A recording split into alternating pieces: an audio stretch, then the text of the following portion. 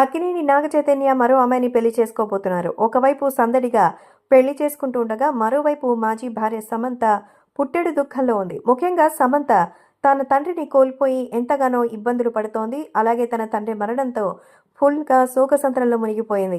అసలే సమంత అనారోగ్యంతో ఉందన్న సంగతి తెలిసిందే. ఈ తరుణంలో మరి ఆమెను పరామర్శించాల్సింది పోయి అసలు ఎవరు అక్కడికి వెళ్ళడానికే వీల్లేదంటూ అందరూ కూడా సమంతకి ఒక బ్లాక్ మార్క్ పెట్టేశారట.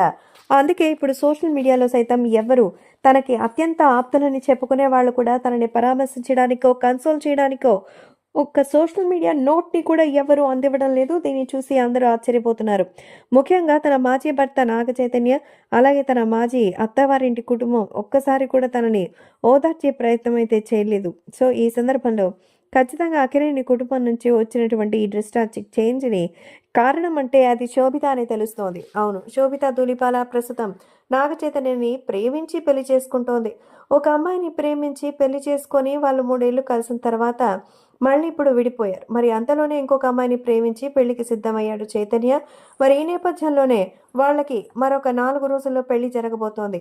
ఈ నేపథ్యంలో సమంత దగ్గరికి వెళ్ళడం కానీ, అక్కడ తనతో మాట్లాడడం కానీ చేయకూడదని శోభితయ్య కండిషన్స్ పెట్టుంటుందంటూ కొన్ని సోషల్ మీడియాలో వార్తలు వినిపిస్తోంది. ఇది విన్నటువంటి సమంత అభిమానులు ఒక్కసారిగా నిప్పులు చెరుగుతున్నారు. సమంత గురించి, తన వ్యక్తిత్వం గురించి పూర్తిగా తెలిసిన వ్యక్తి నాగ చైతన్య ఇటువంటి సందర్భంలో పరాయి వాళ్ళైనా సరే ఫోన్ చేసి ఎలా ఉన్నారని అడుగుతారు. అలాంటిది ఇన్నేళ్లు ఇష్టపడి మరి తనతో కలిసి ట్రావెల్ చేసిన వ్యక్తి కనీసం సమంతను ఒక పరామర్శకు కూడా వెళ్ళలేదా? మరి ఇంత సంప్రదాయాలు ఇలాంటి విషయాల్లో కూడా అవసరమా? అదే మీకు జరిగి ఉంటే అలాగే వదిలేసి ఉంటారా అంటూ మరి ఎదురు ప్రశ్నిస్తున్నారు సమంత ఫ్యాన్స్. మరి నిజంగానే నాగ చైతన్య విషయంలో శోభితా ధూళిపాల ఇప్పుడే అన్ని కండిషన్లు పెడితే ఇక ముందు ముందు ఎలా ఉంటుందో